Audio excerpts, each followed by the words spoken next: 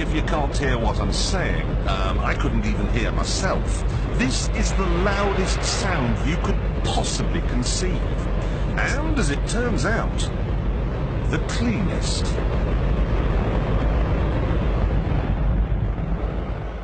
Now, the most amazing thing is that that cloud up there, which was generated by the engine, is just a mixture of hydrogen and oxygen. It's water vapor.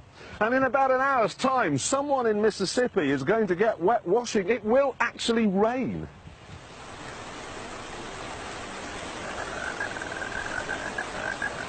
I told you! It's raining! That's unbelievable! Oh. NASA's playing God. It's making its own weather.